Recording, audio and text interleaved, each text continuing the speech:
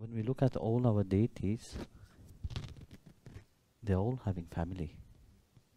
Of course they are God, no? In the Hindu tradition, we have had 4 stages of life, which is brahmacharya, from young to 25 years old. 25 to 50 is grihastha. 50 to, let's say, I will not say 75, because you don't even know when you are, the battery is off. So it's, let's say, like from till 65,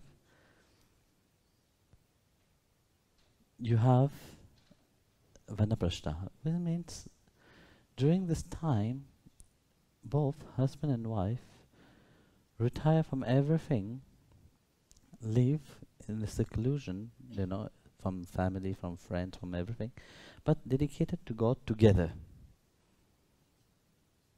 Then you have sannyas, which is complete renunciation. Of course, they say step by step how it is, But if you analyze it deeply, first brahmacharya, which is already, you're learning, you're on the way. Brahmacharya is not like brahmacharis, which is dedicated to God already. It's a different process, So the first step of brahmacharya was you're learning about life, you are growing into life. Then you have grihastha. Doesn't mean if you are brahmacharya, which means you go to school learning all this process, you live a celibate life and really restrict yourself, holding the energy inside of you. Doesn't mean that you have to go to grihastha. This is a choice. You have always a choice in life, and this is also a choice. For like when we are talking about grihastha, of course, then you enter a married life. But the aim of married life, why you are going into married life, must be very clear about it. If you're on a spiritual path, you have your path already. The marriage life is also to grow spiritually.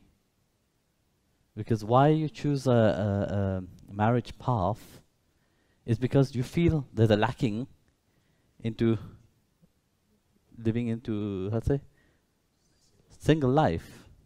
You feel a lacking of, there's many options. So this is the choice which you choose, actually. And when you choose that choice, it's very important to honor it. I know most of you are brahmacharis, so it's not a big deal about that, but for grihastha, because she's a grihastha. So, also for other devotee, which is grihastha, it's important when you choose a certain mode of life, you have to honor that path. You see, first you're brahmacharya, you're alone. Then you married, you have 2 persons. So you are not only thinking of yourself, also as a woman, you have to abide to what your husband say. You can't say, yes, I finish and run away somewhere. No, it's not like that. So this is very important to understand, The family life is very important also. Then you have to combine spirituality. This is a good thing if when somebody gets married, is to marry somebody which is spiritual. Somebody, if you don't marry a spiritual person, this is where all problem arise, Then you are going one way, the other one will go that way. Then it will never work. Because 2 mindsets, 2 people who have different aim, forget about it. If you marry somebody which is on the spiritual path, then you can grow hand in hand. Which means you can support each other. Because you have choose this through your choice to go through this life. So you have to stand on that point, helping each another to move forward. No? Then you have the stage of vanaprastha, which is you retire to a quiet place. Both of you already grey hair. Then like you come to an ashram. And here the grey hair will fall. You see, say when you get grey hair, you become wise, no? So then here you encourage your devotion towards God, and complete, let's say, trying oneself to be dedicated on the way. And then of course you have the last one, which is sannyas. Again, back to square one.